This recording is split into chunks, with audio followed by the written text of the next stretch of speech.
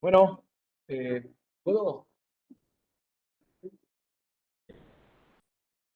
Bueno, buenos días, perdón por la demora, estuvimos un poquito acá de inconvenientes técnicos. Lo que no me conoce, soy Agustín González. Habitualmente las comisiones de la tarde tenemos participaciones en el laboratorio, con lo cual ellos, algunos me conocen. Primera vez que vino a la mañana a participar acá de la comisión de temprano, muy temprano, para mi gusto. La idea, bueno, comentarles, vamos a hablar un poco sobre urgencias urológicas, ese es el módulo que nos trae a cuestión, y vamos a arrancar nomás porque estamos un poquito tarde. Mi mamá decía empezar por el principio, y mi mamá era fanática de los diccionarios y todo tenía que tener una definición.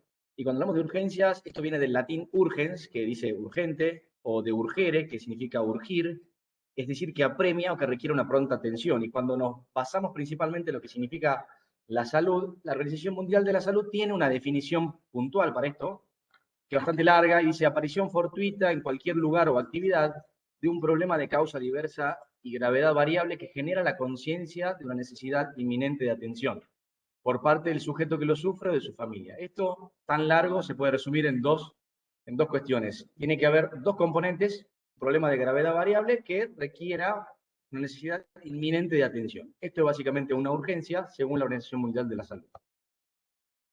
Y cuando evaluamos cuáles son las frecuencias de las consultas en una sala de emergencias, vemos que las vedettes, por supuesto, son medicina interna, cirugía general y traumatología, pero no lejos de ahí se encuentran las urgencias urológicas, que se encuentran habitualmente en un cuarto lugar de frecuencia de consultas en una sala de emergencias. Y es por eso que la vamos a discutir justamente hoy. Y como cualquier urgencia, se van a clasificar según la causa, ya sea traumatológica, como ven ahí arriba a la izquierda, traumatológica, como por ejemplo el traumatismo renal, trauma testicular, fractura de pene, que eso probablemente lo vamos a ver en el módulo de trauma, si no me equivoco, de causas infecciosas o inflamatorias, como por ejemplo la orquipididimitis, pielonefritis, de causas vasculares, como son la torsión testicular o un priapismo, y de causas obstructivas, como será una retención aguda de orina y cólico renal. Esta diapositiva no tiene mucho sentido, pero en realidad tiene que ver con en uno de los laboratorios, una de las pacientes me preguntó, cuando hicimos la colocación de la sonda transuretral, me preguntó, ¿puede haber retención aguda en una mujer? Y claro que sí, la respuesta es sí, por eso esto lo traje como a colación de que vamos a evaluar las urgencias urológicas en hombres y mujeres. La manera de ordenarnos va a ser descendente, es decir, desde el riñón, uréter, vejiga, y después nos vamos a abocar principalmente a lo que es el polo testicular y el pene en el hombre. Venimos haciendo hincapié, y por lo menos lo que he visto en los laboratorios, en tener un esquema mental, un orden para poder abordar cualquier tipo de patología, abordar cualquier tipo de situación médica. Eh, Ahora cerramos la ventana. Eh, y este orden básicamente está ideado en presentar con anamnesis, examen físico, exámenes complementarios y después hacer diagnósticos diferenciales. Esto lo hemos trabajado bastante con los laboratorios de ginecología la semana pasada. Y teniendo ese orden mental, es la idea que evaluemos todas las urgencias o las más frecuentes, que es la que vamos a discernir acá. Vamos a empezar con una de las más frecuentes de las consultas, que es un cuadro inflamatorio, que es pielonefritis. La pielonefritis aguda es una infección del parénquima y de la pelvis renal. Es más frecuente en mujeres, sobre todo en dos picos etarios, al inicio de las relaciones sexuales y posterior a la menopausia, posmenopáusica. Es más frecuente en mujeres por una cuestión anatómica. La mujer tiene una uretra más corta, habitualmente más relacionada con la zona perineal y la zona vaginal. Y estos dos rangos etarios a, están asociados a que al inicio de las relaciones sexuales hay manipulación de esa uretra y en el... ¿Se escucha? ¿Se está escuchando allá o se escucha el ruido del taladro? No, se escucha, se escucha.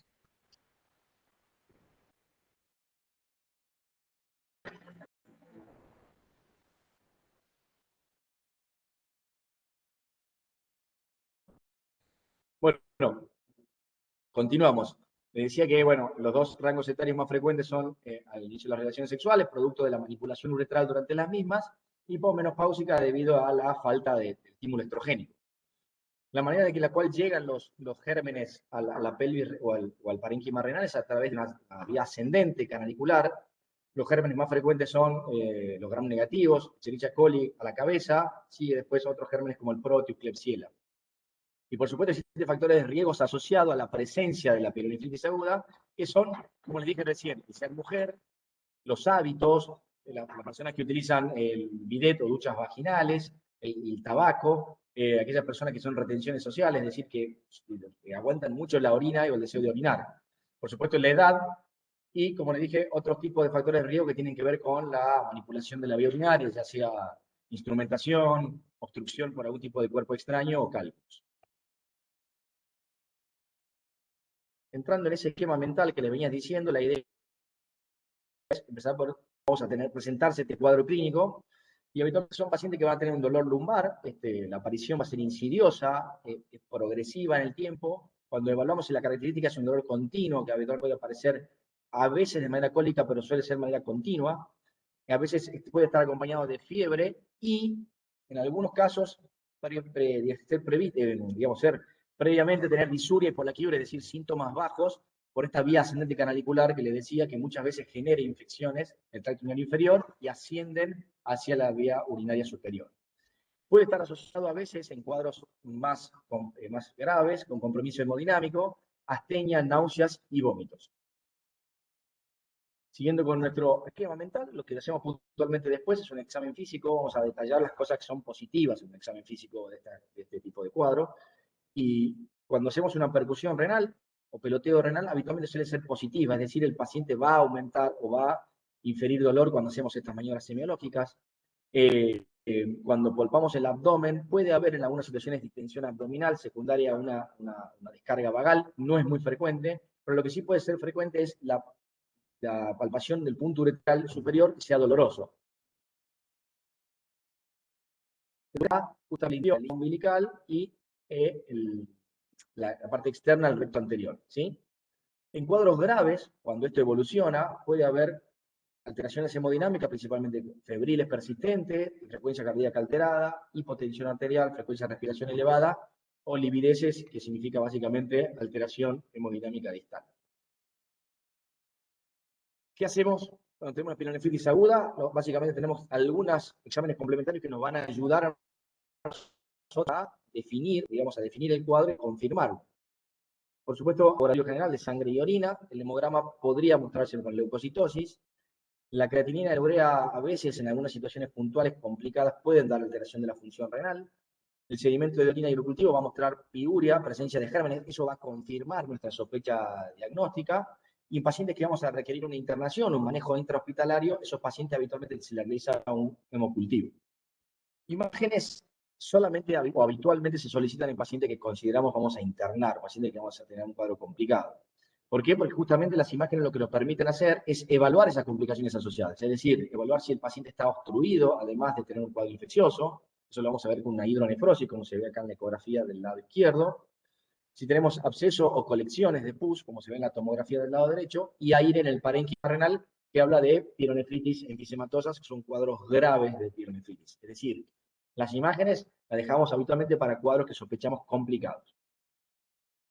El tratamiento va a depender justamente de esto, digamos, qué cuadro tenemos, qué pielonefritis tenemos, una pielonefritis aguda leve o una pielonefritis aguda complicada con alteración hemodinámica. Bueno, las pielonefritis agudas leves, el tratamiento va a ser ambulatorio, va a requerir reposo, hidratación abundante, analgésico porque la pielonefritis duele, y antibiótico por vía oral, habitualmente quinolonas o amoxicilina clavulánico durante más o menos 14 días. Necesito en un momento interrumpir 30 segundos porque van a hacer otra perforación más. Es la última en la línea de vida de la gente.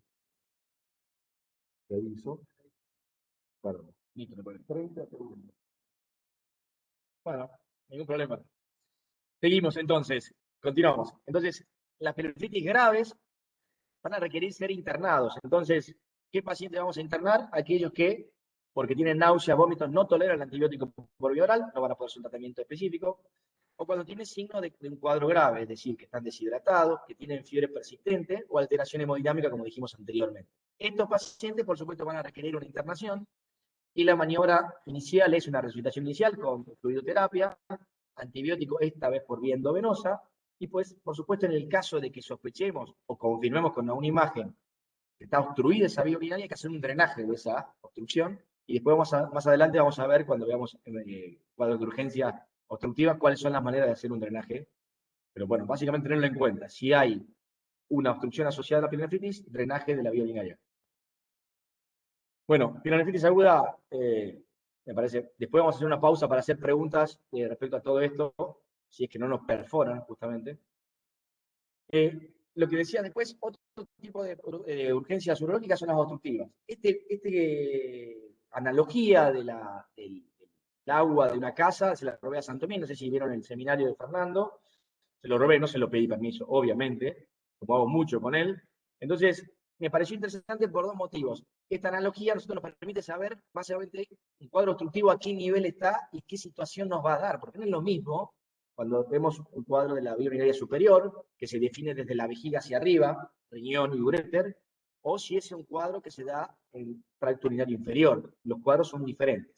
Cuando tenemos una obstrucción del tracto urinario superior, habitualmente se manifiesta como un cólico renal, un cólico nefrítico, puede llamarse de diferentes maneras, y el tracto urinario inferior, una retención aguda de orina que hemos charlado un poco en el laboratorio de colocación de sonda transuretral. Vamos a hablar de una obstrucción de la vía urinaria superior, que es el cólico, el popular llamado cólico renal. Y básicamente es eso, es una obstrucción en cualquier parte del tracto urinario superior asociado a una distensión de la cápsula renal, que es lo que va a dar los síntomas, ¿sí? Esta distensión de la cápsula renal va a dar los síntomas que enseguida vamos a ver siguiendo nuestro esquema mental, ¿no? Las causas de cólico renal, la más frecuente de todos, y probablemente sea la que vemos casi siempre en los cuadros de urgencia, son las asociadas a cálculos, a litiasis. Es muy frecuente que tengamos cólico renal asociado a litiasis. Existen otras causas, por supuesto, asociadas a coágulos, el paciente que ha tenido un sangrado previo de la vía urinaria, que tenga coágulos genera una obstrucción, tumores, por supuesto, de la vía urinaria, y las compresiones extrínsecas por patología benigna o maligna, ya sea fibrosis peritoneal, tumores de los órganos vecinos, suelen presentarse de manera más solapada porque la compresión va siendo progresiva, pero en algunos casos pueden debutar con un cólico renal, así como lo vamos a ver ahora. Y bueno, estuvimos acá en el laboratorio hablando de esto, del popular Alicia. El cólico renal es bien característico, el dolor es un dolor de aparición aguda, que aparece en la región dorso-lumbar, habitualmente del lado afectado, y la intensidad suele ser progresiva, empieza leve, pero progresivamente mucho más intenso y habitualmente puede tener una intensidad de 9 o 10 en 10. ¿Sí? La característica es cólica, nunca desaparece, pero tiene exacerbaciones cólicas, producto de esa dilatación que hablamos de la cápsula renal. La irradiación suele ser hacia la fosa, hacia el flanco, fosa ilíaca y región inguinal y genitales externos del lado afectado. Muchas veces también puede afectar el meato uretral, dar disuria, cuando pues, son dolores irradiados producto del trayecto del uréter. Cuando vemos esto, qué cosas nos posicionan, no para conseguir ninguna posición antálgica, no hay nada que lo alivie este dolor, y puede estar asociado, ¿no?, a síntomas de descarga vagal, náuseas, vómito, distensión abdominal, sudoración, en algunas situaciones hipotensión arterial. Son productos básicamente de esta descarga vagal secundaria al dolor. Y bueno, ¿qué vamos a ver cuando vemos un cólico renal? Es que la infección de este paciente habitualmente ingresa a una sala de urgencia, un paciente inquieto, que no puede estar quieto, que cuando habla con usted está pensando en qué posición acomodarse, no va a encontrar posición, porque esa es una de las características que tiene este cólico renal. Entonces, van a ver un paciente como dice, como está ahí agarrándose la cabeza, todo el tiempo cuando habla. Lo mismo que en una pielonefritis, aunque un poquito más intenso, lo hacemos un peloteo renal o una percusión renal, suele haber un dolor intenso, el paciente suele escaparse de la maniobra semiológica, y lo mismo que decíamos anteriormente, el punto ureteral superior, y esta vez el medio puede estar aumentado el dolor de la palpación, dependiendo de la ubicación de la obstrucción, si es más cercano del riñón o si es a nivel del uréter medio. Cuando nosotros ya tenemos esta anamnesis y este examen físico, podemos más o menos discernir en gran medida si estamos ante un dolor, un cólico renal complicado o un cólico renal no complicado. Porque si ustedes ven acá la clasificación de los cólicos renales complicados, muchos de esos podemos ya detectarlo con una anamnesis y un examen físico. Es decir, un paciente que está trasplantado, tiene un solo riñón, lo sacamos de la anamnesis. Está embarazada, por supuesto, o ante la sospecha de un embarazo asociado. Si el paciente presenta dolor bilateral, si tiene fiebre asociada, tenemos un paciente que tiene un cuadro complicado. Por supuesto que hay cosas que tienen que ver con los laboratorios que todavía no lo vamos a saber, pero podemos tener cierta sospecha. Si tenemos un paciente en el cual empezamos tratamiento y no mejora con el dolor, estamos ante un cuadro de cólico renal complicado. ¿Sí?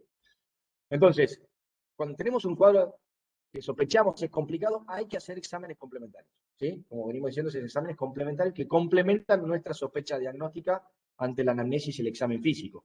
Y básicamente lo mismo, laboratorio de sangre y orina. En este caso puntual, evaluar función renal. ¿Por qué? Porque en un cólico renal puede afectar la función renal y esto es algo importante tener en cuenta. Creatinina y urea. Y el sedimento de orina nos puede ayudar a saber si estamos, además de un cólico renal, a un cuadro infeccioso asociado, ¿sí? Que también es considerado un cuadro complicado.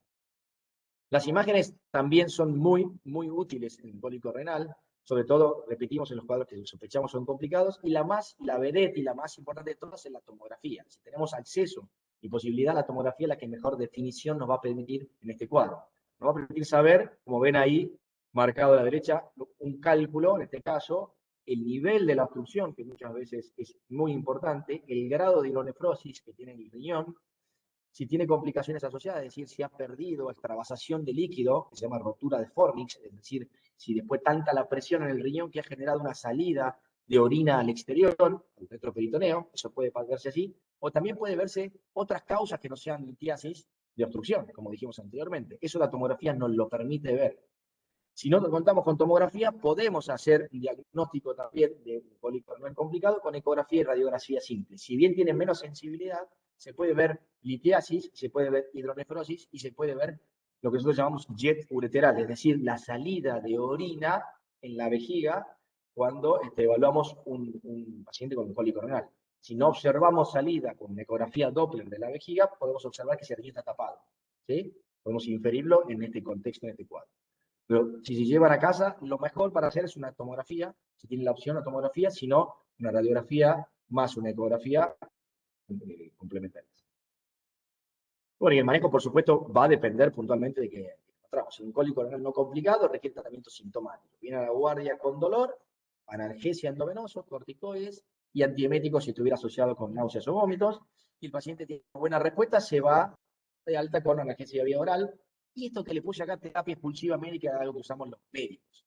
Si tenemos un cuadro no complicado, probablemente no hayamos hecho ningún imagen, porque la verdad el paciente hicimos analgésico, estaba bien, está en condiciones de alta. ¿Qué sucede? Sospechamos que la causa más frecuente es una piedra, ¿sí? La piedra se está eliminando, que el paciente va a eliminar. Entonces, lo que le damos es una terapia expulsiva médica. Esta medicación, que es tamsulosina, seguramente no sé si vieron en fármaco o no, es una medicación que se usa mucho para la hiperplasia prostática benigna, pero también se usa en estos casos puntuales. ¿Por qué? Porque a nivel del uréter distal tiene receptores que permitiría relajar la musculatura del uréter y en ese caso eliminar el cuadro obstructivo si fuera un cálculo. Por eso se llama terapia expulsiva médica, básicamente. Nosotros los urólogos lo conocemos así. En detalle, el conocimiento que ustedes tienen que llevarse acá, que el paciente tiene que irse con analgesia vía oral y, por supuesto, en control con un médico, o un control clínico o un control con un urólogo en 48-72 horas. ¿Sí? Porque el cuadro puede repetirse. Sí, corticoides por un cuadro inflamatorio. Sí, exactamente. Siempre tener en cuenta lo que hablamos siempre. Han hecho farmacología, tenemos un paciente diabético que no es mal controlado, no le vamos a hacer un corticoide endovenoso, hay cosas que hay que tener en cuenta a la hora de hacer la medicación. En líneas generales se hace este tipo de tratamiento.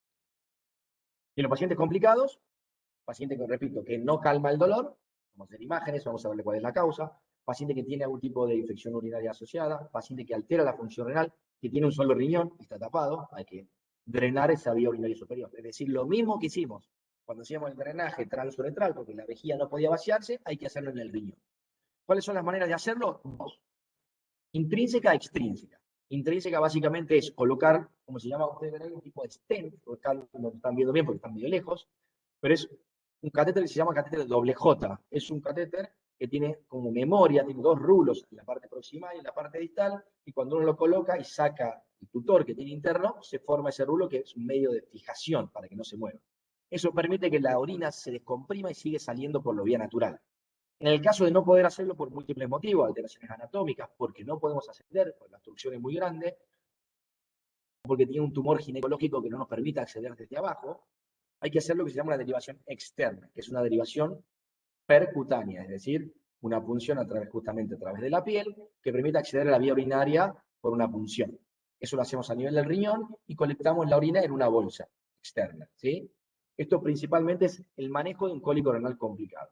Ahora bien, ¿qué sucede? Lo que vamos a hacer ahora es el tratamiento del cuadro obstructivo, ¿sí? Descomprimir la vía urinaria en la parte urgente. Después, en un segundo tiempo, hay que tratar de manera completa, digamos, la causa de obstrucción. Es una piedra, después hacer una ureteroscopía, sacarla. Si es un tumor, tratar el tumor, la causa obstructiva, ¿sí? Lo que hacemos en este caso es descomprimir la urinaria, que es la parte urgente que hay que resolver. Seguimos con los cuadros obstructivos. Bueno, no, acá es un cuadro que he puesto para que tengan en cuenta situaciones o dolores lumbares que pueden ser de causa urológica, que no son un cólico, con las infecciones urinarias. Recién vimos una pielonefritis, que es una posibilidad, de un dolor lumbar también, que es diferente del cólico renal, que se hace diagnóstico diferenciales. Hemorragias retroperitoneales, síndrome de Gunther mencionaba, que son espontáneas. Esto es raro de ver, pero también da un dolor lumbar parecido a un cólico renal, lo es. Y en el caso neurológica, lo más importante es la aneurisma de aorta picado, que es un dolor también muy parecido, con a veces, cuando se rompe ese aneurisma de aorta, le dicen los cirujanos generales de trauma, básicamente es que es un cólico renal con descompensación hemodinámica, básicamente. El cuadro es muy parecido, pero el paciente se descompensa rápidamente hemodinámicamente. Sigo con los cuadros obstructivos. Bueno, ahora de la parte inferior de la vía urinaria, esto es la urgencia urológica probablemente más frecuente que tenemos, la consulta urológica más frecuente, ¿sí? En los cuadros de la sala de urgencias, el doctor no puede orinar, ¿sí? ¿Y por qué motivo? Bueno, las causas son múltiples y variables. Por supuesto, esto es más frecuente en el hombre que en la mujer, es mucho más frecuente en el hombre que en la mujer, y habitualmente en edades mayores de los 45-50 años, ¿sí? La causa más frecuente es la hiperplasia prostática benigna, es el crecimiento prostático que genera una obstrucción a nivel de la salida. Después hay otro módulo que vamos a hablar específicamente de patologías prostáticas, pero bueno, esta es la causa más frecuente. Cuadros inflamatorios, por supuesto. Los pacientes que han sido operados recientemente bajo un cuadro, bajo anestesia general o bajo anestesia requerida pueden tener inmediatamente en el postoperatorio tener una retención aguda de orina, no poder orinar. Y cuadros de obstrucción a nivel uretral, ya sea traumatismos, que vimos, usted no estaba, pero en el laboratorio de habilidades clínicos vimos que una de las causas de un traumatismo pélvico o traumatismo uretral, ruptura uretral, podría ser causa de una retención aguda de orina. Estenosis, litiasis o cuerpos extraños que obstruyan generan también. Muy poco frecuente, lo más frecuente que se lleva a casa es la hiperplasia prostática benigna. Y bueno, y cuando volvemos a lo mismo, esquema mental. Sí, pregunta acá tenemos, ¿sí? Acá preguntan por qué una anestesia raquídea puede dar una retención aguda de orina. No, no está bien. Digamos, habitualmente lo que sucede es que cuando, digamos, hacemos una anestesia, generamos también hiposensibilidad. Y la hiposensibilidad a nivel vesical puede hacer un acúmulo de orina, digamos, más allá de lo funcional, que después sea difícil de revertir cuando volvemos a tener sensibilidad. Entonces, hay un cuadro de retención aguda de orina. Por supuesto, es posterior a una anestesia. También la anestesia general también puede darlo, no necesariamente la anestesia raquídea, pero ambos puede darlo. Más frecuente en la raquídea que en la anestesia general. ¿Sí? Bueno, esa es la causa. ¿Está bien?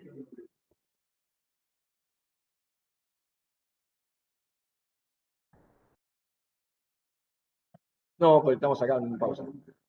No, estamos acá discutiendo, decimos que lo que hablaba de Fernando, que Fernando había comentado, que la vejiga tiene una capacidad funcional, básicamente hay una capacidad que cuando se exacerba esa capacidad funcional, empieza a aparecer el residuo.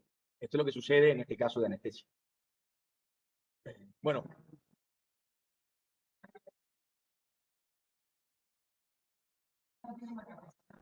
¿se escucha esto? Ya, no, por eso.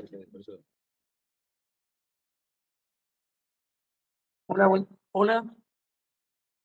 Un comentario. Uno tiene una capacidad funcional. La capacidad funcional uno tiene habitualmente un buen dato semiológico clínico es, no, si no orinó en toda la noche y a la mañana hacemos orinar al paciente en algo que uno pueda medir. Puede ser hasta un BOLS de harina, algo que uno pueda hacer en la casa que mida, algo, o si está internado, un papagayo. Esa capacidad de la vejiga a la mañana se llama capacidad funcional. Y más o menos difiere. Eso es muy interesante, porque a veces eso es como una muletilla para la gente que uno le pierde el rastro de cómo orina. Es común que le diga, doctor, yo orino 6 litros por día. Nos ha pasado eso, y que cuando haces una cartilla funcional orinar 1,5 litros por día. Entonces, la primera orina de la mañana puede indirectamente a nosotros darnos el dato de la capacidad funcional de algo. Ahora, la capacidad sistométrica máxima sería con un paciente dormido, como dijo acá el doctor González, como dice Agustín, al perder las capacidades elásticas, los receptores propioceptivos, por ahí le ponemos a la vejiga 600 mililitros y el paciente no dice nada, porque está dormido. Esa sería la capacidad sistométrica máxima. Más allá de ahí no hay capacidad elástica. Perdón. Una retención aguda de orina puede simular eso. ¿Estamos de acuerdo? Está por encima muchas veces de la capacidad funcional. Y otras veces no, pero algo se obstruyó. Gracias. Muy bien, buenísimo. Le llevamos de vuelta a nuestro, voy a repetir esto 10 veces al esquema mental que manejamos. El paciente va a presentar dolor. ¿Cómo va a ser el dolor? Habitualmente de aparición insidiosa, empieza a aparecer dolor cuando la vejiga se empieza a llenar. Entonces, localizado en hipogastrio, este dolor va a ser de intensidad creciente y probablemente en algún momento va a ser muy intenso y lo va a llevar a tener que venir a un cuadro, a una sala de emergencias. No va a ir irradiado, a veces puede haber irradiación leve hacia la punta de la uretra, porque en realidad intenta salir la orina y no puede, pero la realidad es que es bien localizado en el hipogastrio. Eso asociado, por supuestamente, a la incapacidad de poder orinar. Entonces, incapacidad de orinar, dolor en hipogastrio, y en algunas veces estos pacientes pueden tener síntomas vagales por el dolor, es decir, sudoración fría, tener hipotensión arterial, náuseas, ganas de vomitar, y muchos pacientes de la tercera edad, sobre todo ancianos, vienen ya con una excitación psicomotriz, y muchas veces en el sala de urgencias nos abocamos todo a la excitación psicomotriz, y realmente la causa es una retención aguda de orina que pasó desapercibida. El examen físico, bueno, el examen físico es bastante sencillo. La inspección, vamos a ver, en algunas situaciones puntuales, pacientes delgados, no todos los pacientes se puede observar una tumoración a nivel del hipogástrico, que es la vejiga llena de orina. Cuando palpamos también vamos a palpar esta tumoración. Probablemente dolor a la palpación profunda. Estos pacientes van a tener dolor, porque claramente eso es lo que lo trajo a la guardia. Y probablemente no van a tener defensa ni reacción peritoneal, porque esto básicamente el dolor es por distensión de la vejiga, no hay hiperreactividad peritoneal. Cuando hacemos la percusión vamos a notar a nivel justamente todo el hipogastrio, inclusive a veces en cuadros muy graves hasta la región umbilical podemos notar matidez, ¿sí? Y eso nos da el diagnóstico de la retención aguda de orina. Si tuviéramos y tenemos la posibilidad, queremos practicar ahí en la guardia, como hacen los residentes y demás, se puede hacer una ecografía que confirma esta retención vesical de orina y en algunas situaciones puntuales se puede ser de utilidad, sobre todo, como digo, pacientes obesos mórbidos. El examen físico es difícil, cuando el interrogatorio la persona no comprende demasiado bien, también es complicado. Pacientes institucionalizados en geriátricos y demás también, a veces cuesta mucho el interrogatorio y la anamnesis, entonces quizás la ecografía en esos casos, si está disponible, se puede confirmar nuestra sospecha. Pero por supuesto siempre digo lo mismo, este caso es de diagnóstico clínico. Un paciente que no orina, dolor hipogástrico, no hay mucha más ciencia. El paciente tiene una retención aguda de orina. ¿Y cuál es el tratamiento? Bueno, ya ustedes practicaron con esto, la verdad es que no hay mucho más para decir. Lo que hay que hacer es drenar lo mismo que dijimos en la obstrucción superior, es drenar, en este caso, la vejiga. ¿Cómo lo hacemos? Por supuesto, transuretral sería lo mejor, porque menos invasivo. Ya sea con sonda, con catéteres, con sondas con balón, sin balón, eso ya lo hemos hablado anteriormente. Y la otra, cuando no es posible hacer un sondaje transuretral, cuando hay una contraindicación, como habíamos hablado anteriormente en el laboratorio, o cuando no puedo pasar por algún tipo de alteración anatómica, obstrucción, estrechez, próstatas enormes que no permiten el pasaje, lo que hacemos es una punción suprapúbica, es drenar la vejiga a través del abdomen. Es una cistostomía, es comunicar la vejiga con el exterior a través del abdomen. Eso lo hacemos de dos maneras. La más frecuente y menos invasiva es una punción suprapúbica. Coloco un catéter, pum, pincho, y eso lo lo uno a un drenaje, una bolsa colectora. Si no tenemos esa posibilidad, porque muchas veces no lo hay, se hace de manera abierta. El paciente tiene que entrar al quirófano, y en quirófano se le opera incisión suprapúbica y se busca la vejiga y se hace una cistostomía abierta. Son dos cosas a tener en cuenta. La idea acá es hacer una pequeña pausa porque bueno, vimos infecciones del tracto urinario superior, vimos retenciones superiores e inferiores y hacer una pausa porque la verdad quiero tomar un café.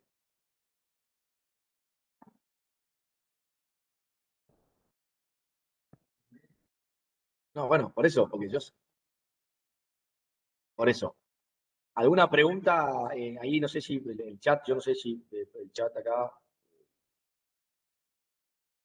Chat. El chat, ¿se escucha? Se escucha un poquito cortado nada más. Se escucha, profe. Gracias.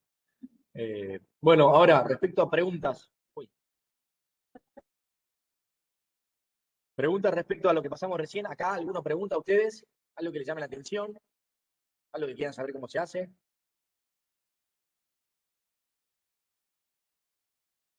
Sí, acá pregunta sobre la sonda suprapúbica. Yo le digo para que escuchen los demás. Bueno, acá preguntan cómo hacemos para saber cuando hacemos una punción suprapúbica. Vuelvo atrás, así lo ven. ¿Cómo vemos que estamos en la vejiga? Digamos, hay una cuestión topográfica, Fernando siempre habla de eso, exactamente. Uno habitualmente seguro va a estar en la vejiga 2 traveses de dedos por arriba de la sínfisis del pubis, ¿sí? De la parte superior del sínfisis. Entonces, habitualmente, papamos el pubis, 2 traveses de dedos, arriba de eso, sabemos que vamos a punzar. La técnica inicialmente, si uno digamos, no tiene mucha digamos, experiencia en esto, y acá me dice la señora del ecógrafo, sí, pero digamos, si tengo el ecógrafo es muy sencillo. Si no tengo el ecógrafo, y la verdad que si no tengo mucha experiencia, lo que hacemos habitualmente es punzar con una aguja de 50G, digamos que habitualmente 50, digamos, eso permite, digamos, es una aguja medio larga que la ponemos, tiene orina, inmediatamente, el cuadro de obstrucción de orina va a venir orina. No siempre es tan sencillo, porque existen panículos adiposos realmente importantes, en los cuales la palpación es difícil y hay que atravesar todo un trayecto para llegar, y en esos casos, si tenemos la posibilidad y tenemos la destreza, agarramos un ecógrafo y hacemos evaluación ecográfica. Pero llévense esto, el ecógrafo no es necesario para hacer esto, 2 traveses de dedos por arriba. Si vemos que el paciente es muy complejo, podemos solicitar ayuda de ese tipo. La realidad es 2 traveses de dedos. Acá me pregunta hasta dónde llega. Te había comentado que hay situaciones, la vejiga en una retención aguda de orina, la vejiga puede llegar inclusive, digamos, depende, la retención aguda de orina estamos hablando. Crónica es otra cosa. Crónica puede llegar, he visto imágenes que llegan inclusive hasta la altura que comprimen el estómago, pacientes que tienen dificultad para comer. Pero independientemente de eso, aguda puede llegar habitualmente a la región umbilical. Habitualmente, si uno ve desde el pulso hasta arriba, lo máximo es la región umbilical. Realmente son pacientes que vienen con mucho dolor, digamos, son cuadros evolutivos, digamos, muy marcados. Y eso lo vemos con la percusión, va a ser matidez hasta justamente de la región umbilical. Vamos a palpar matidez toda la región hipogástrica que esté en orina. La pregunta es si es un globo vesical. El globo vesical es como decir si torsión de huevo en vez de torsión testicular, o torsión de cordón enfermático, pero sí, el globo vesical. Te dice, llamado habitualmente en la guardia, sí, tiene un globo vesical. Sí, está bien, en la jerga popular lo vamos a decir. Sí.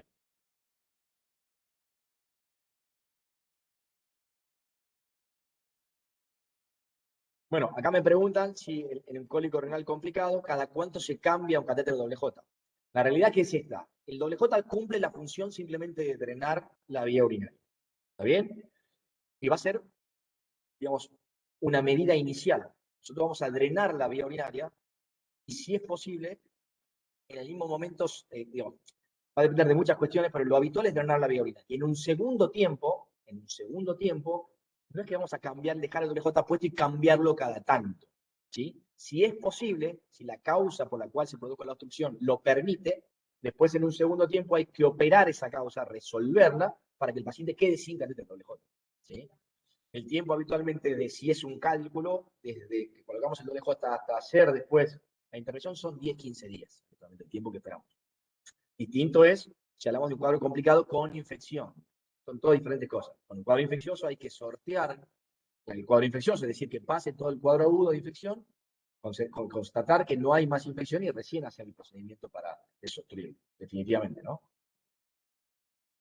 Bueno, perdón, la respuesta es, el paciente que tienen que tener un doble J permanente, porque existe, paciente con tumores, fibrosis retroperitoneal, la más frecuente, bueno, fibrosis retroperitoneal, el recambio depende del tipo de catéter. Esto es muy específico de urología, pero depende del tipo de catéter. Lo habitual, más frecuente, es que sea alrededor de 6 meses cuando son catéteres de polímero. Cuando son catéteres metálicos, es de 1 año o más. Pero habitualmente ese es el periodo de tiempo. Preguntan en el chat. Yo el chat no veo. Ah, sí, está todo para arriba, explota. Sí, se escucha. Existe, con el tema que viene, ¿no? Vi el tema varicocele, no es muy prevalente cirugía.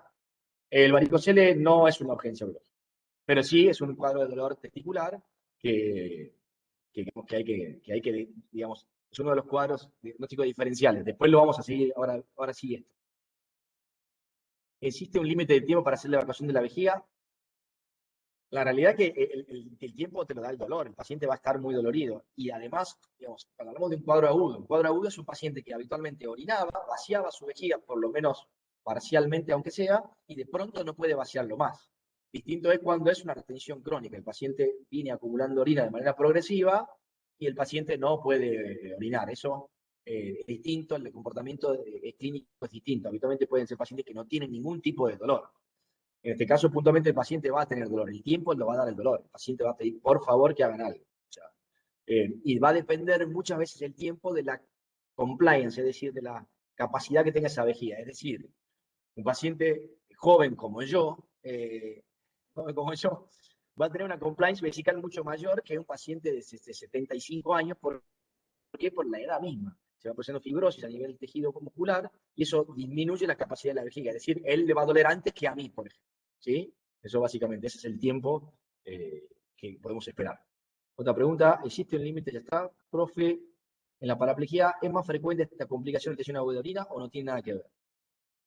En las paraplegias, habitualmente es más frecuente las retenciones crónicas, es decir, pacientes que tienen, esto me puede corregir Fernando ha hecho mucho de este tipo de cosas, los pacientes que tienen lesionados medulares tienen dos opciones, o van hacia el hipotonismo vesical, es decir, la vejiga no tiene ningún tipo de compliance, hace una contracción de la vejiga, o hacen una hipotonía. Es mucho más frecuente la hipotonía, es decir, que el músculo vesical, el músculo detrusor, fue la palabra, el músculo detrusor no se va a contraer de ninguna manera. Entonces, los pacientes en retenciones crónicas de orina. Es por eso que los lesionados medulares habitualmente hacen sondaje intermitente, limpio intermitente, o tienen sonda vesical o cistostomía de manera permanente. Estos pacientes suelen hacer lo que se llama cateterismo ureteral intermitente, que esto vacía la vejiga de manera periódica. Sí, Fernando va a hacer un comentario acá.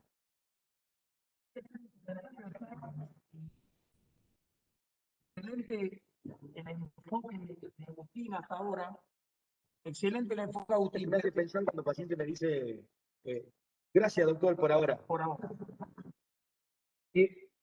El enfoque, vamos en sintonía, pero les quiero dar una muletilla que les puede servir de ahora en adelante. La vejiga en urología, hasta hace poco decía un docente, es el órgano olvidado. La vejiga se nos tentó el titular. La vejiga suele ser un órgano olvidado, pero le voy a dar una muletilla para que agarren cariño a la vejiga. La vejiga tienen que pensarla como el corazón. Tiene una etapa de diástole, de sístole y un ritmo sinusal que marca de alguna manera y define bien las etapas de diástole y de sístole. Vale decir, tiene músculo, lo que pasa es que la vejiga se llama detrusor, el miocardio en el corazón, pero el miocardio y el ritmo es involuntario. La diástole y la sístole, bueno, ¿cuál es la diferencia? La diástole, el llenado de la vejiga, y la sístole, que es el vaciado, es voluntario. ¿Me siguen hasta ahí? Fuera de eso, interpreten. Cualquier grado de insuficiencia vesical o cualquier grado de insuficiencia cardíaca de la misma manera. ¿Estamos de acuerdo? ¿Ok? Entonces uno dice, ¿por qué un paciente tiene una insuficiencia cardíaca? es evidente que alguno de los ventrículos claudica y empieza a ¿qué? El paciente a tener evidentemente una mala sístole y una dilatación. ¿Qué pasa si claudica la vejiga? El músculo. Es exactamente lo mismo. Lo que pasa es que el corazón no lo manejamos voluntariamente, la vejiga sí. Pero al claudicar empieza a quedar orina. ¿Estamos de acuerdo? ¿Qué pasa cuando, digamos, la actividad neurológica, el plexo sacro o el simpático o algo en un lesionado medular, de acuerdo al nivel, altera la capacidad de vaciado voluntario de la orina? O a otro nivel, lo que hace es alterar la capacidad de relajación. Y lo mismo pasa en el corazón. ¿Qué pasa si nosotros tenemos una arritmia? ¿Qué pasa si el paciente está fibrilado? ¿O qué pasa si el paciente hace una miocardiopatía dilatada? Lo mismo pasa en la vejiga. ¿Me siguen? Entonces, para complementar la Agustín, voy a tener una vejiga hipotónica, una palangana, y orino y me quedo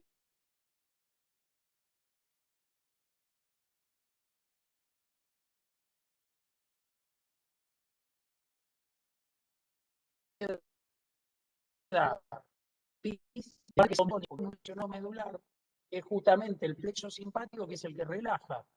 Entonces tengo una hipertonía de la vejiga. Y entramos, digamos, Profe. en una vejiga. Profe, A la mierda. se cortó todo. Se cortó todo, no lo voy a decir de nuevo. Que... No, quedó en la palangana. Ah, lavarse las patas.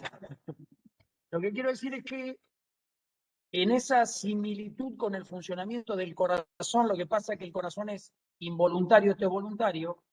Si nosotros nos queda la vejiga como una palangana ahí, si digo, che, ¿qué pasaría en el corazón? Estoy en insuficiencia cardíaca, no alcanza la sístole para sacar la sangre. Es lo que pasa en la vejiga. Queda una palangana, orino, pero no me alcanza para sacar la orina de la vejiga. Entonces voy a necesitar de alguna manera algo. Ahora al revés, si yo soy un lesionado medular y tengo una lesión en un plexo, el plexo simpático, que es el de que relaja, ese está anulado, también podría pasar que por mecanismo neurológico quede una hipertonía en la vejiga.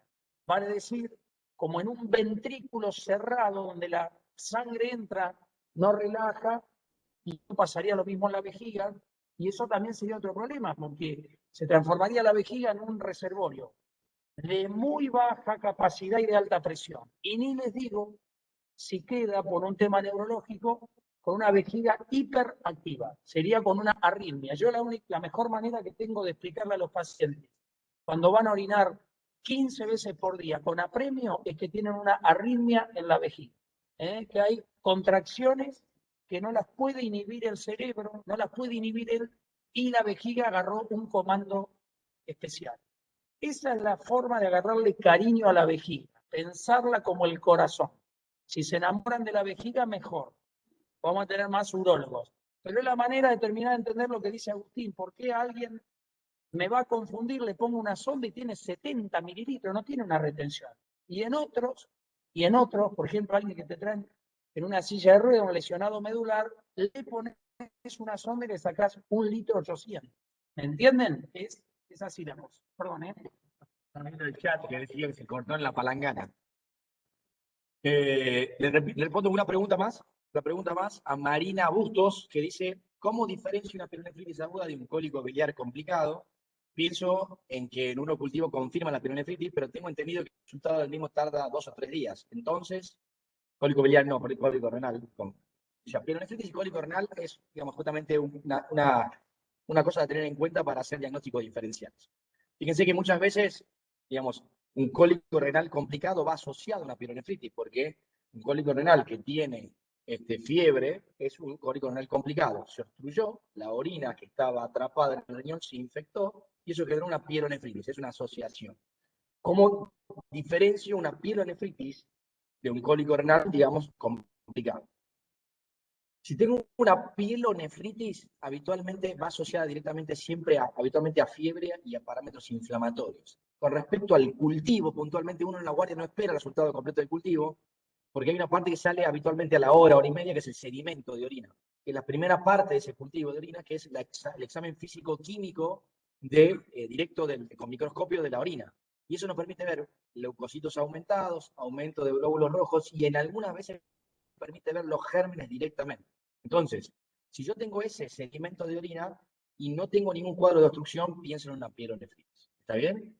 Otra cosa a tener en cuenta son los tipos de dolor. Fíjense que el dolor de pielonefritis es un dolor tipo insidioso, es decir, que el paciente empieza y el antecedente de haber tenido habitualmente disuria, polaquiuria tenemos unos días antes, también habla de tener una pielonefritis y no de un cólico renal. El cólico renal es agudo, apareció, y acuérdense de eso, viene el paciente inquieto, el paciente que va a estar así, hablando con ustedes, moviéndose, ay, sí me duele, doctor, ¿y hace cuánto? No sé, hace unas horas.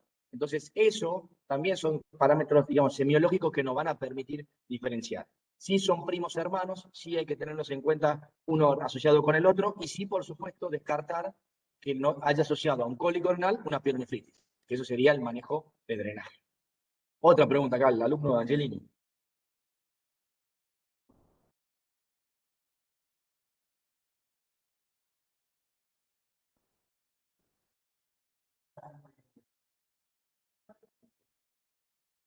Bueno, acá me pregunta por qué, exactamente, por qué uno podría tener una infección asociada del tracto urinario superior si está obstruido y la orina es estéril. Bueno, probablemente porque el cuerpo extraño, las litiasis, habitualmente producen, digamos, biofilms, digamos. Los gérmenes se suelen estar pegados a las litiasis en los fragmentos, y eso genera básicamente que haya una orina que no sea del todo estéril. Los pacientes que tienen cuerpos extraños, como dije en un principio, tienen factores asociados a formar infecciones urinarias. Entonces, si un paciente tiene piedras, tiene más predisposición a formar infecciones urinarias. Muchas veces, esas piedras son producto de infecciones urinarias a repetición por ejemplo, el Proteus, que es un germen puntual, formar piedras asociadas a infecciones. Pero bueno, la respuesta es esa. Las piedras por sí ya son un cuerpo extraño que aloja gérmenes.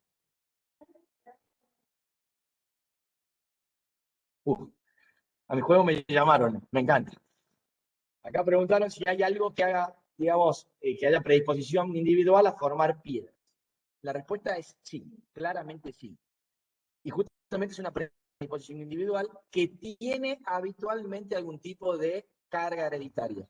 Si uno interroga, los antecedentes familiares de los pacientes con piedras tienen habitualmente una carga hereditaria.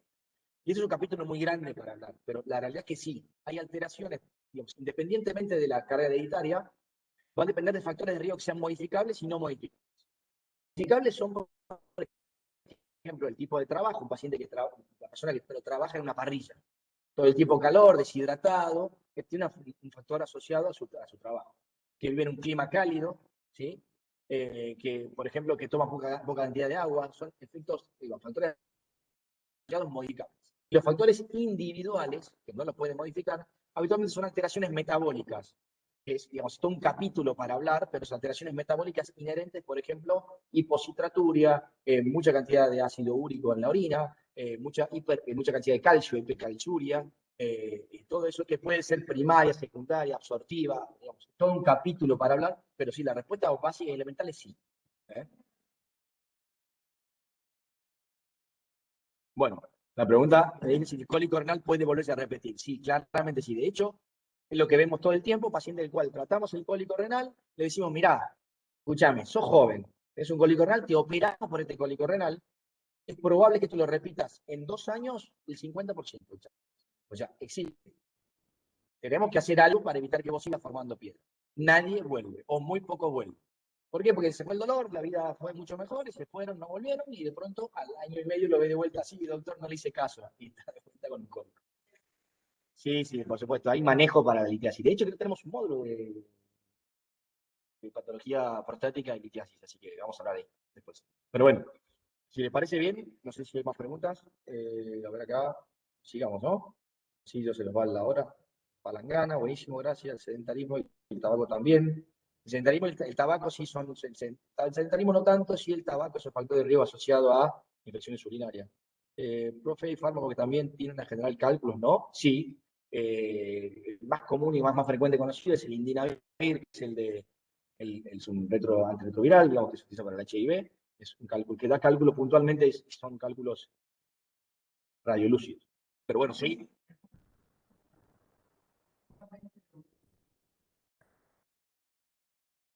Sí, Mar del Plata es, bueno, la realidad que, digamos, nosotros, la Sociedad Argentina de Urología hizo un mapa más o menos no sé, digamos, un mapa territorial de cuáles son las incidencias.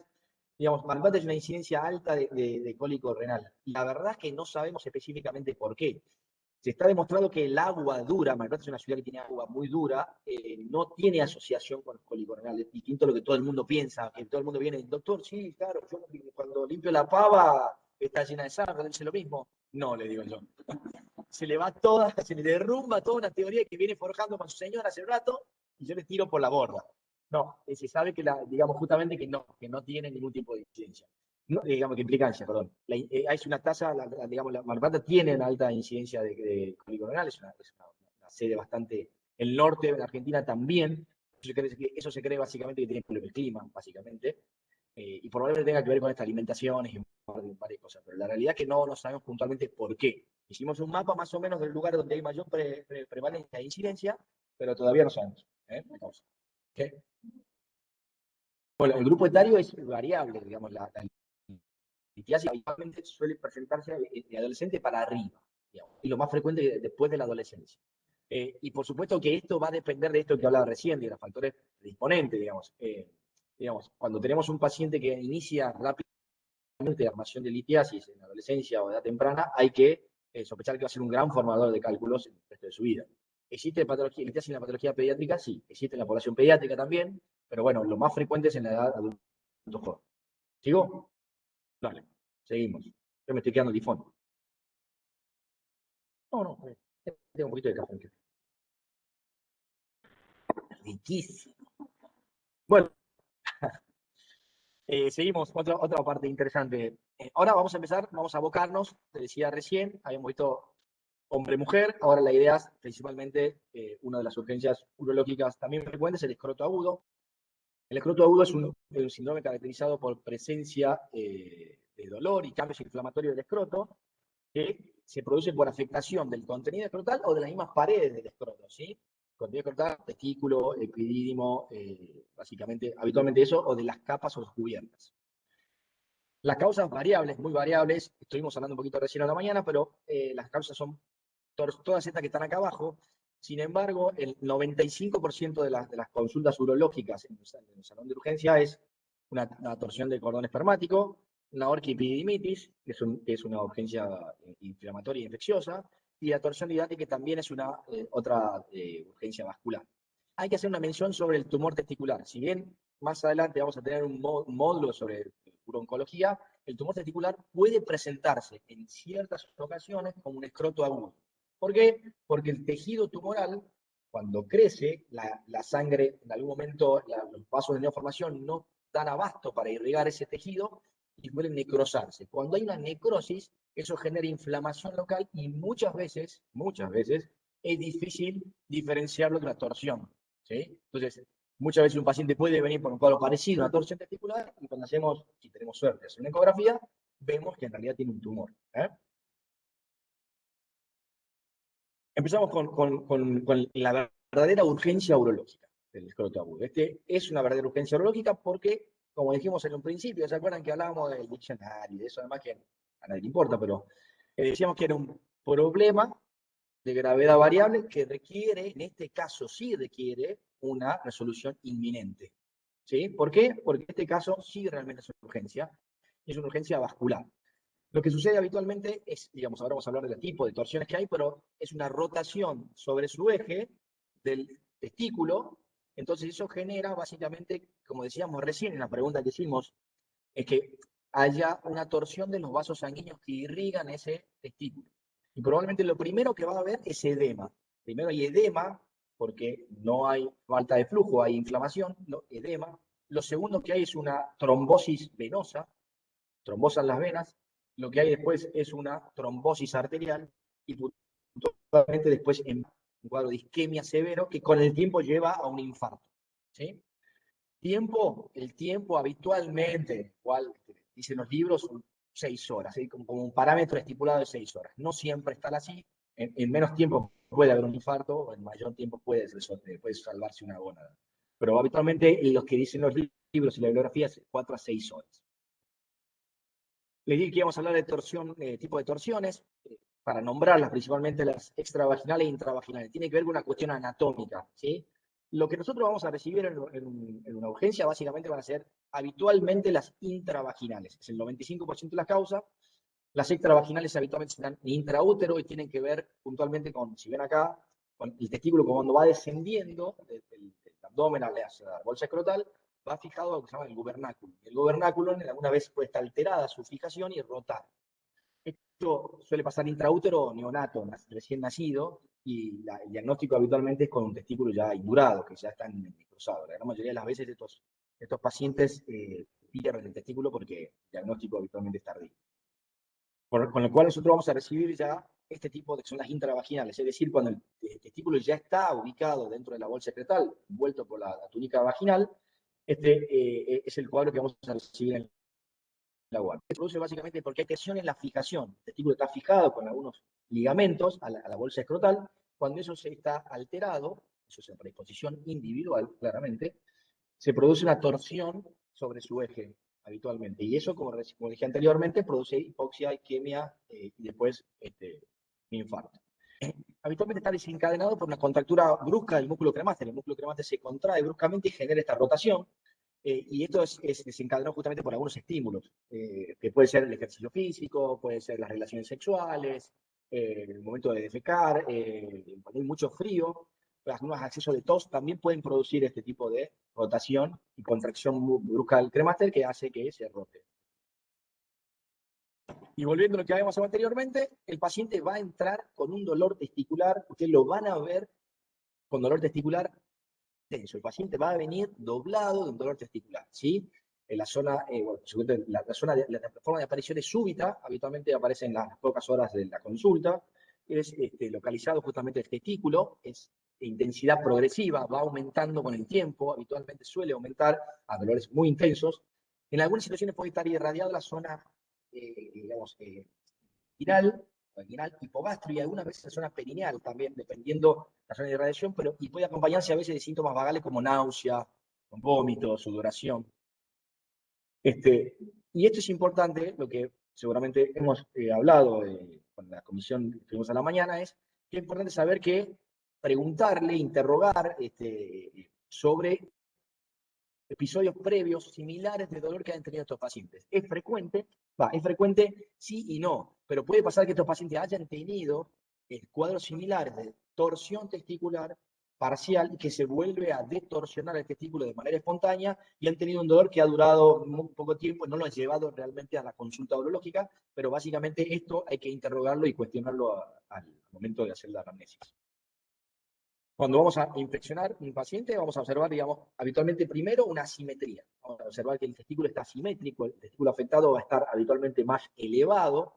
Siempre importante, como dijimos hoy a la mañana, es hacer la inspección de parado. El paciente, si es posible, hacerlo de pie, nos permite observar más esta asimetría.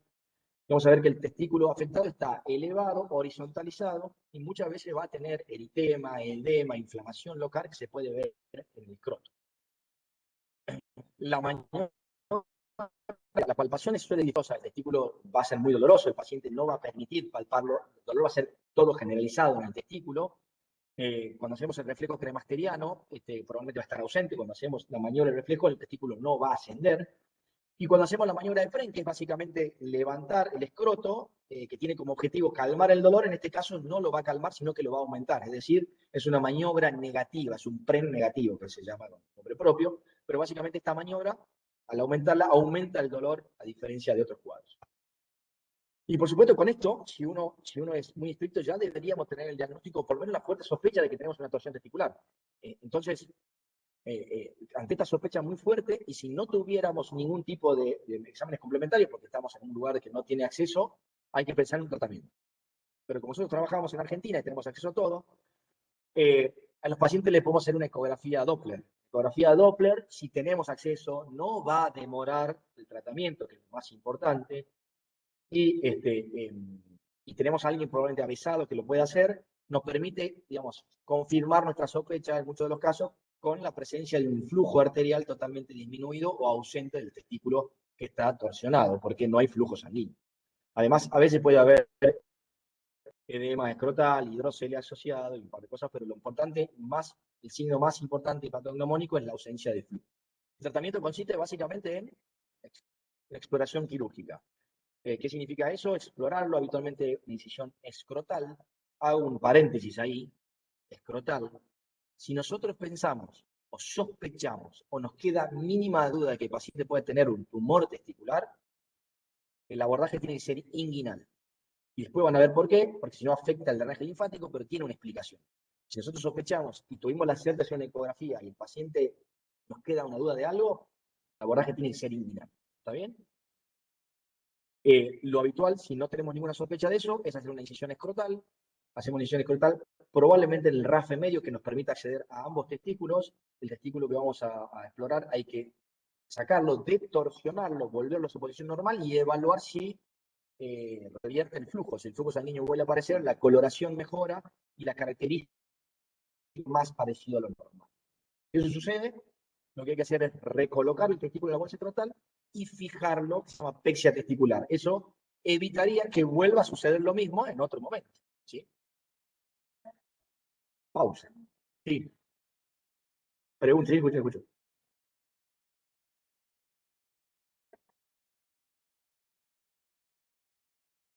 Perdón, no escuché la pregunta. Sí. Bueno,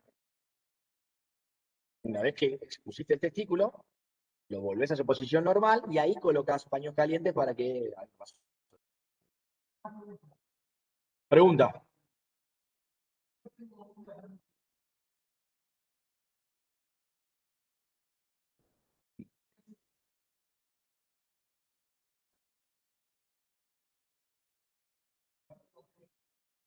La pregunta que hace Fernando acá es por qué si yo tengo una duda de tener un tumor testicular asociado, inclusive en ecografía, ¿por qué no le hago una punción biopsia? Es por la misma respuesta, digamos, voy a invadir el escroto. Si yo invado, digamos, la idea es no invadir el escroto. Tiene que ver puntualmente con el drenaje linfático. El drenaje del testículo linfático no va por la misma vía que la piel del escroto. Entonces, si sospechamos un tumor, lo ideal sería respetar ese drenaje linfático para poder saber cómo se va a comportar ese tumor.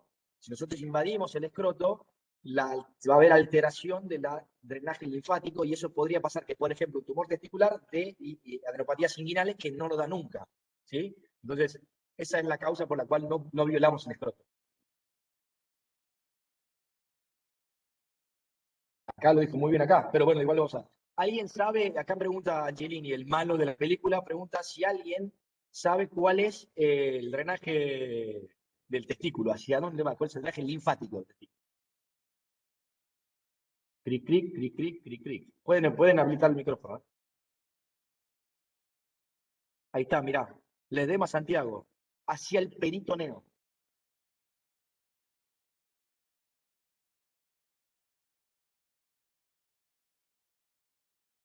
¿Hacia dónde?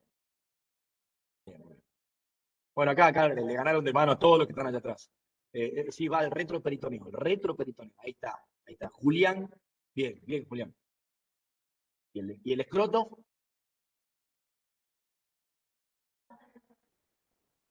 Lo acabo de decir igualmente, inguinal. Bien, Julián, estás a full. Julián, quejé. Impresionante. Bueno, muy bien. Vamos por ahí.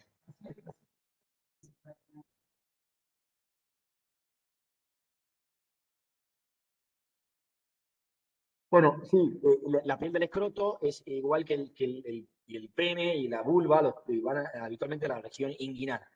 Nosotros tenemos justamente varios casos de tumores testiculares, hemos escrito, tumores testiculares que tienen el drenaje alterado por cirugías previas de varicocele o hidrocele, y estos pacientes después tenían metástasis inguinales, se presentan con metástasis inguinales. Pero bueno, nos fuimos por las ramas. ¿Qué es lo que hay que hacer? Repito, escrotal. Torsionamos el testículo, vemos que tenga buena coloración los tejidos, evaluamos en centro de alta gama, nos quedan dudas, podríamos hacer una ecografía Doppler intraoperatoria, eso es como una frutilla del postre, pero habitualmente esto es la inspección. Y lo que hacemos, repito, es fijar el testículo, es una apexia testicular, es decir, fijar el testículo a la zona distal del escroto, donde habitualmente está fijado, normalmente debería estar fijado, y eso evitaría en el futuro nuevas torsiones. En ese momento, lo ideal es ir al testículo contralateral y hacer una fijación para que no produzca lo mismo del otro lado, ¿sí? Por eso a veces la incisión escrotal en la línea media permite el acceso a ambos testículos en una sola incisión. En el caso de que lleguemos tarde y que observemos un tejido necrosado, azul, infartado, hay que lamentablemente extirpar la gónada.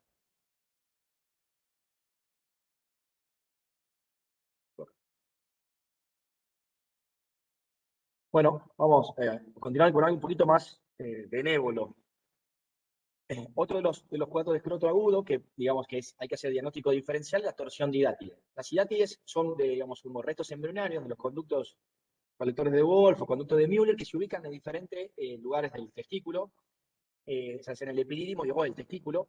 El más frecuente que da síntomas o signos de torsión es la idátide Morgagni, que se ubica habitualmente, como ven ahí, en el polo superior del testículo y ocupa más o menos más del 90%, como decía, de las causas de torsión. Es muy importante que sepan que habitualmente se da en pacientes prepuberales, esto es un dato no menor, es mucho más frecuente en pacientes prepuberales, y clínicamente el paciente se va a presentar como, por supuesto, un dolor testicular. La aparición suele ser insidiosa, es un dolor más sordo, mucho más leve que el paciente anterior, más en la torsión testicular. No suele tener irradiación hacia ningún lado, no tiene síntomas vagales porque el dolor no es tan intenso. Y cuando la infección, habitualmente en etapas iniciales, uno no va a ver ningún tipo de alteración muy grande en el escroto de la infección, inicialmente, ¿no? Y cuando palpamos, vamos a notar puntualmente un dolor en la parte superior del testículo, en el polo superior del testículo. En algunos casos puntuales, como ven ahí en la foto, se puede ver lo que se llama blue spot o punto azul, que es una necrosis justamente de esta idea. Cuando pasa el tiempo, esto es cuando lo tengan en cuenta, cuando pasa el tiempo y la torsión de hidátide evoluciona, a veces se puede necrosar y caer la hidátide dentro de la túnica vaginal y generar un cuadro de inflamación y edema local que muchas veces suele confundirse con una torsión testicular. Porque ahora sí el dolor va a ser intenso, pero ahora sí va a haber mucho edema y inflamación local y clínicamente a veces suele diferenciarse. ¿Sí? Suele ser difícil diferenciarlo, perdón. Y entonces, bueno, ahí ya si estamos ante la duda, bueno, y tenemos la posibilidad, una ecografía nos va a dar, digamos, la mayor certeza cuando tengamos un flujo arterial normal. Si en algún caso se ve la hidátide, bien, si no se ve la hidátide, no importa, pero sobre todo es importante que tengamos un flujo arterial normal. El tratamiento, como habitualmente, esto es mucho más benévolo, el tratamiento analgésico, elevación escrotal para evitar el rebote y dolor, digamos, ese músculo cremaster que va a estar contrayéndose va a generar dolor, y hielo si hubiera reacción inflamatoria. Si no hay reacción inflamatoria, hielo o frío local no hace falta. Esto es importante. Si yo, recién lo dijimos anteriormente, tengo una duda, porque el cuadro es evolucionado y me cuesta clínicamente hacer el diagnóstico diferencial de una torsión, lo tengo que llevar aquí. Preferible explorarlo, evaluar el testículo y decir, no, la verdad es una torsión de hidátide Morgagni, que decir, no, tiene una torsión hidátide y en un día tener testículo totalmente necrosado y una pérdida de la gónada. ¿Sí? Eso es importante que lo tengamos en cuenta. Otro de los frecuentes consultas por dolor testicular es la orquiepididimitis. La orquiepididimitis es un proceso, otra cosa, es una urgencia no vascular como las dos anteriores, es una urgencia inflamatoria o infecciosa.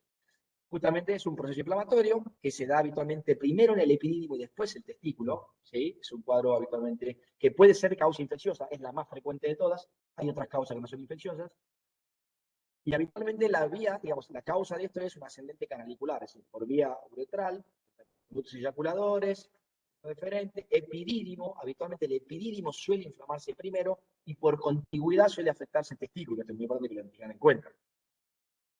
Cualquier edad puede aparecer, es más frecuente en pacientes que hayan iniciado sus relaciones sexuales, pero puede aparecer en cualquier edad, eso tenganlo en cuenta.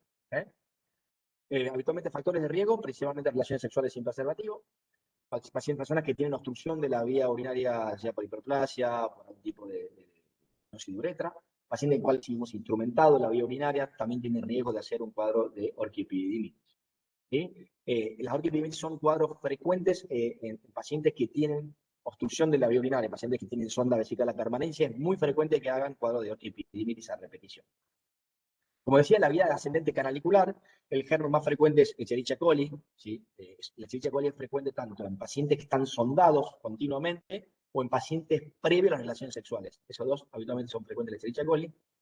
Y las causas de la transmisión sexual, por supuesto, son generadas por el gonococo y la clamidias. ¿Sí?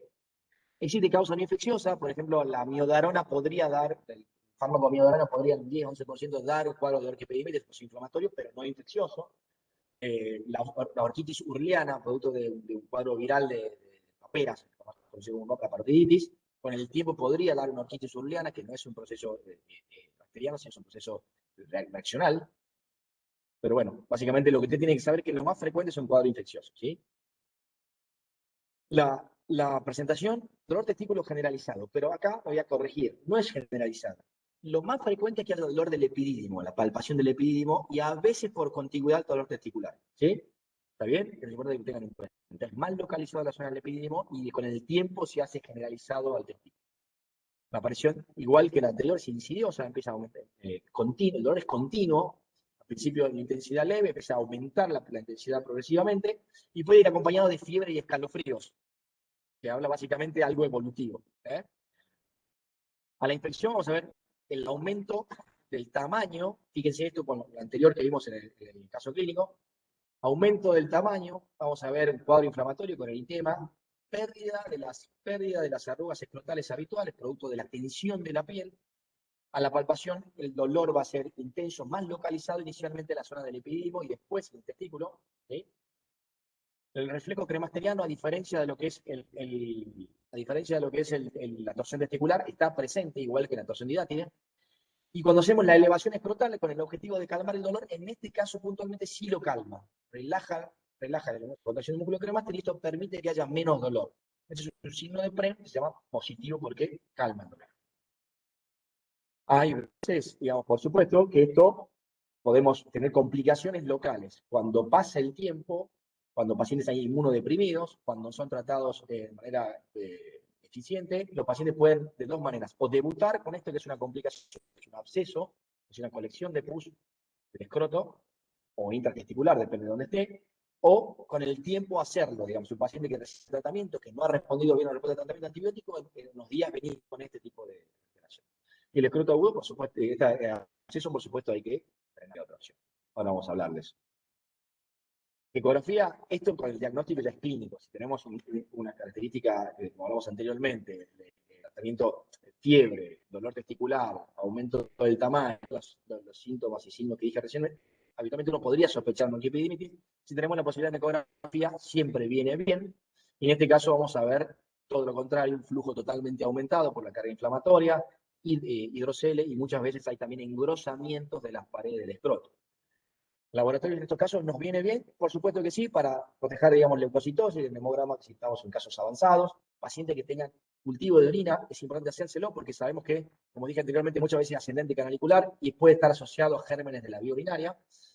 Si sospechamos que hay secreción uretral o que tiene algún tipo de conducta de riesgo, hacer un hisopado de la secreción uretral y si el paciente vamos a internarlo, hacemos un hemocultivo. El tratamiento de la orquiepididimitis va a depender del caso. Es un cuadro leve en el cual no requiere internación, antibiótico 15 a 21 días, es un tiempo. Lo más frecuente son quinolonas o amoxicilina más ácido clavulánico. Si sospechamos por la infección, por el relato del paciente de tener alguna enfermedad de transmisión sexual, hay que hacer tratamiento con ceftriaxona y doxicina, que abarcaría el tratamiento de ambos gérmenes, tanto clamidia como coco. Repito, lo mismo que lo anterior, analgésicos, elevación del escroto y hielo. En este caso sí el hielo porque hay mucho parámetro inflamatorio, a diferencia de la hidratide que puede no tenerlo tanto. Y hay que internarlo, por supuesto, si el paciente tiene fiebre o equivalentes febriles persistentes, lo mismo que la pielonefritis, no tolera por vía oral los antibióticos, o una complicación como esta, que esta es la misma foto que la anterior. En realidad el paciente tiene un absceso, pero no solamente en el escroto, sino un absceso testicular, intratesticular. Estaba tan evolucionado el cuadro que el paciente tenía una absceso intratesticular y hubo que hacer la orquiectomía. ¿Okay?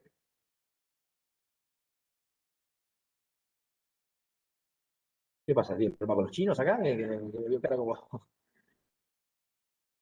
Bueno, nada.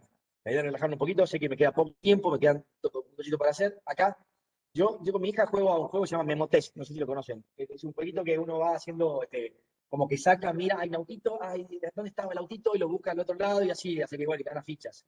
Bueno, para hacer un poquito, vamos a hacer un poquito un juego, 2 segundos acá, la gente, digamos, en su casa puede participar, pero lo vamos a hacer con la gente acá porque es más divertido. Y yo le puse un nombre especial porque vamos a hablar justamente sobre experto agudo. Entonces, la idea es que hagamos este pequeño juego. A ver qué opinan ustedes. Si yo les digo esto, este es un cuadro básicamente que permite diferenciar de manera simple los 3 cuadros que hablamos de experto agudo recientemente. Entonces, yo voy a ir destapando, por ejemplo, edad, torsión testicular, y así cada uno de ellos ustedes me van a decir, por ejemplo, ¿cuál es más frecuente? Vamos a empezar por acá. A ver, torsión testicular, edades más frecuentes.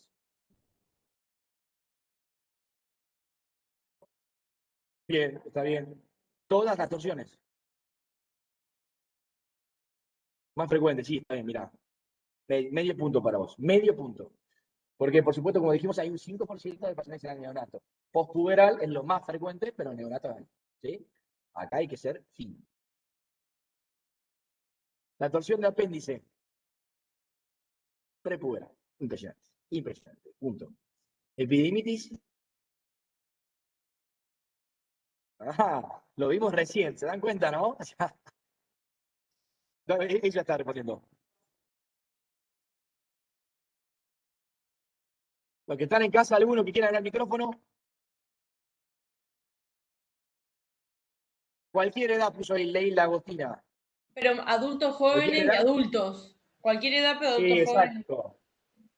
Bien, ahí está. Vos y prepuberal, en cualquier edad, la realidad es más frecuente, puede ser cualquier edad, como dijimos anteriormente. Vamos a ver. Evolución. A ver, esto significa si es agudo o sea, insidioso, cómo es la evolución del cuadro clínico. Torsión testicular, rápido. Agudo. Bien, agudo, impresionante. No sé quién fue. Rami. Mónica, ¿no? Sí. No sé quién fue. Romina, ahí está, Romina. La torsión del apéndice testicular y la epididimitis, las dos son de la mano. ¿Cómo? Agudo, insidioso, sí. En realidad ambos se consideran subagudo, digamos, es la forma de decirlo, pero es insidioso está bien. Con el barbijo no sé quién habla a veces, así que yo. No, y más cuando no son como yo, que gesticulo mucho, se hacen insidiosos. Dolor, ¿dónde está localizado? Dentro del testículo, en todo el testículo, en la zona puntual, ¿dónde el torsión testicular? Zona puntual, dicen acá, allá en casa. Todo el testículo, muy bien, difuso, todo el testículo, bárbaro. El apéndice, ¿dónde duele habitualmente? El apéndice de Morgani, vamos a ser específicos. Localizado. De Morgani. ¿Dónde? Localizado y después es generalizado, ¿no? ¿Localizado dónde? La, En la el polo anterior. Polo superior, te ganaron, Valentina, te ganaron. Polo superior, acá dijeron. Polo superior testículo, muy bien. Epididimitis. Empieza en el epididimo. No, caballo blanco, ¿qué color tenía? Empieza en el epididimo y después se dice tipo es generalizado. Muy bien, exactamente. Ya estaba igual, ya estaba mostrado, digamos, la respuesta, pero bueno, el Nemotest estaba dada vuelta a la ficha. Reflejo cremateriano, torsión testicular, todos a coro. Ausente. Ausente. Ausente, muy bien. Y en los dos, exactamente, presente. Vamos a hacerlo rápido, porque si no, acá me van a mirar mal. Y otros hallazgos, a ver, la torsión testicular, ¿qué otra cosa? Ni yo me acuerdo de eso. Signo de PEN negativo. Afectación del estado general, acá lo dijo náuseas, muy bien. Y gesticulaste para decirme que era vos. El apéndice testicular o la hidátide, otros hallazgos que ponen la infección sobre todo. Punto azul, muy bien. Al principio. Bien, ¿qué más? ¿Qué más? Fiebre, escalofrío. Asociado a una bien. ITS. Paciente que tiene fiebre, sintomatología urinaria y paciente que podrían haber tenido algún tipo de contacto sexual de riesgo.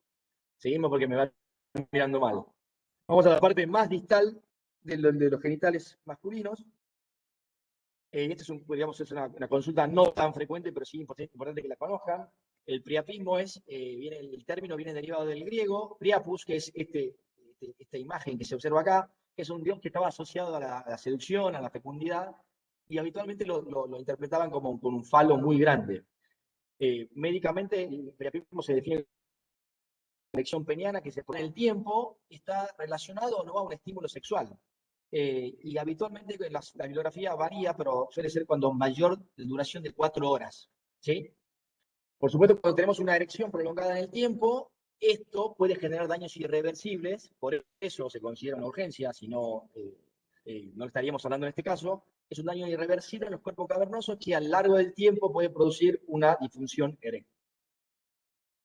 Seguramente esto lo saben, pero igualmente se lo voy a, porque tiene que ver con esto. Cuando hay, pues, la erección se produce básicamente por un estímulo parasimpático que genera básicamente mayor flujo sanguíneo de las arterias cavernosas y se llenan los sinusoides cavernosos. Eso hace, como ven acá, que se llene de sangre y haya compresión de las venas que drenan los cuerpos cavernosos. Eso se llama sistema veno-oclusivo, ¿sí? Entonces, al haber flujo sanguíneo, genera esa obstrucción para que no se drene y permanezca la erección por el acto sexual. ¿Qué pasa? Cuando hay disminución del flujo, también por disminución del estímulo parasimpático, empieza el principio del fin. Básicamente, el testículo empieza, digamos, a disminuir la tensión de los sinusoides cavernosos y empieza a drenar la sangre a través de las venas, ¿sí? Eso produce la detumescencia del pene. El priapismo, puntualmente, esto persiste. Entonces, tenemos priapismo de 2 tipos. Y vamos a ver habitualmente la guardia y el que probablemente sea mucho menos frecuente, que es digamos, el no isquémico de alto flujo. El no isquémico de alto flujo es muy poco frecuente. Está asociado habitualmente a traumatismos pélvicos y que esto produce habitualmente una alteración, una alteración en el flujo sanguíneo. Y hay un flujo sanguíneo exagerado del testículo. Pero no hay isquemia, siempre hay flujo sanguíneo arterial, producto habitualmente por una fístula. Perdón, pene, me quedé con el testículo en el memotest, perdón. Del pene, hay una irrigación continua del pene, entonces no hay tipo de isquemia. Esto habitualmente se da por una comunicación, una fístula arteriovenosa secundaria a un traumatismo. Es poco frecuente de ver, pero existe, digamos. No es importante que lo conozcan, pero no lo van a ver seguido. Y el más importante, y que realmente es una urgencia, que requiere un tipo de intervención, es aquel que es isquémico o de bajo flujo. Esto se produce habitualmente por este mecanismo que conté recién de la erección y la detumescencia. Hay una alteración en ese mecanismo, en el cual persiste el mecanismo veno-oclusivo, pero entonces no hay flujo sanguíneo, entonces la irrigación del pene se ve afectada. Esto entonces va a generar un síndrome compartimental, es decir, al principio va a haber hipoxia, porque no hay flujo sanguíneo, no hay llegada de oxígeno, hay hipercapnia y acidosis de los tejidos. Eso, con el tiempo, lleva a una fibrosis de los tejidos y, como decía anteriormente, en el futuro una disfunción sexual eréctil, falta de erección. ¿Sí? Por eso es tan importante. Las causas son múltiples, son un montón, seguramente la bibliografía lo van a ver. Lo más frecuente es que tengan personas que han aplicado inyecciones intracavernosas para la erección, pacientes que han consumido cocaína, principalmente pueden tener causa de un priapismo, pacientes que tienen antecedentes hematológicos como la anemia de células falciformes, son, digamos, algunas cosas que podrían desencadenar un priapismo, pero en realidad todas estas pueden desencadenar un priapismo. La verdad que los invito a leerlas después. ¿Qué es importante de esto? Bueno, no hay mucho que averiguar. Acá es el paciente que viene diciendo, hola, tengo una erección que está hace ya tantas horas. Lo importante sí, en la anamnesis que va a ser dolorosa, a diferencia del priapismo no isquémico. El priapismo acá duele. La rigidez suele ser máxima y el glande también suele estar bien tenso, ¿sí?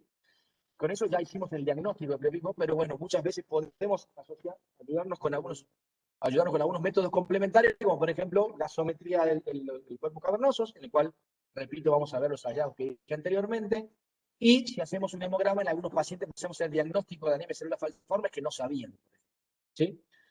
Y si hacemos una ecografía, porque tenemos la posibilidad de acceder, el flujo arterial va a estar ausente en el pene, en este caso. El tratamiento básicamente es restituir el flujo sanguíneo. Tenemos que hacer que el pene vuelva a tener su flujo sanguíneo. ¿Cómo hacerlo? Con inyecciones intracavernosas de drogas simpático-miméticas como fenilefrina y etilefrina, y en algunos casos requerimos realizar lavado y aspiración de los cuerpos cavernosos con solución fisiológica tibia, como ven en la foto acá. Se coloca, se inyecta en el cuerpo cavernoso 2 butterfly y se lava con solución fisiológica tibia y se extraen los coágulos. Eso permite generar un trabajo, disminuir la presión de los cuerpos cavernosos y permitir que el flujo se restituya. Si con estas maniobras no funciona, esto no es apto para impresionables, es necesario hacer lo que se llama shunt, es decir, comunicar los cuerpos cavernosos con el cuerpo esponjoso. ¿Para qué? Para que busque otra vía de drenaje. ¿Por qué? ¿Alguien sabe por qué? ¿Por qué? ¿Por qué comunico el esponjoso con el cavernoso con el esponjoso? ¿Para qué? Restituir, el objetivo es restituir el flujo. La realidad es básicamente porque el drenaje es distinto. El drenaje venoso es distinto. Entonces, lo comunico con el glande. ¿Sí? La forma de hacerlo desde lo mínimamente invasivo a lo, como ven ahí, directamente bisturí. ¿Sí? Son las formas de hacerlo, se llaman shunt arteriovenosos distales. ¿Existen otro tipo de cosas para hacer? Sí, que son en quirófanos proximales, ustedes realmente no tienen que saberlo en una sala de urgencias. Pero puntualmente esto, si vemos inclusive que con esto persiste, el paciente tiene que ir al quirófano y hacer lo que se llama un shunt arteriovenoso proximal, que es una cirugía que tiene que hacerla un médico vascular o un urólogo. Para terminar, así Angelín no me mira mal, parafimosis. Y con esto terminamos. La parafimosis es ni más ni menos, es una situación en la cual el prepucio se retrae hacia atrás y después no puede volver a su posición normal. Eso genera básicamente una compresión, una urgencia, porque el anillo fimótico genera compresión en el glande y muchas veces puede generar, en algunos casos muy avanzados, isquemia del glande y edema muy importante. Suele presentarse en pacientes que tienen fimosis previas. Como dije anteriormente, pacientes evolucionados pueden generar una isquemia del glande. También lo mismo, el paciente básicamente va a venir con, che, me duele el pene, de aparición insidiosa, pacientes, digamos, realmente es complejo en pacientes de edad avanzada porque muchas veces, no, tengo como que se me inflamó el pene, doctor, no, tengo como algo que me picó, pacientes que tienen sonda vesical que han sido rebatidos el prepucio para limpiarse y nunca lo han vuelto en posición habitual y eso queda ahí y suele presentarse de esta manera. Clínicamente la infección es, veo caras de horror en la pantalla. La infección se ve ahí, el anillo fimótico por debajo del surco balano prepucial, el pene, el glande edematizado y por supuestamente está esto que es un edema del prepucio también, que muchas veces es lo que impide y genera un círculo vicioso, impide volver a llevarlo a su posición normal. Cuanto más se inflama, más se edematiza, menos posibilidad de volver a su posición normal. Entonces con esto ya hicimos el diagnóstico, lo que hay que hacer es tratar. Mucho más exámenes complementarios acá no hay. Lo que hay que intentar es una reducción manual con anestesia local y con lidocaína en gel que permita lubricar la zona. Eso se hace si el paciente lo permite y lo tolera, no siempre lo puede tolerar. Y si con esto no podemos lograr rebatir el prepucio, hay que llevarlo al quirófano, hacer una incisión dorsal, como ven acá, y hacer, si se puede, una circuncisión de urgencia y volver el prepucio a su posición normal. En el caso de que al paciente lo podamos hacer una reducción manual, hay que en el futuro proyectarle una circuncisión, porque esto se puede volver a repetir en el futuro. Sí, eso es una posibilidad. Se puede aplicar una medicación que se llama hialuronidasa, no, ni a mí me sale, imagínate, sí, que lo hace ácido hialurónico, que permite básicamente disminuir con masajes, disminuir ese edema que ustedes vieron en la foto anterior, y esto básicamente después hacer la reducción manual mucho más fácil. Es parte de la reducción manual. No quirúrgicamente, si uno lo va a llevar al quirófano, esto no hace falta eso.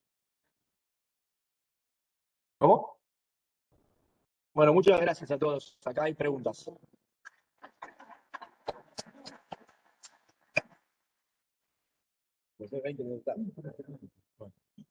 ¿Preguntas? ¿Preguntas? ¿Hablen ahora o callar para siempre?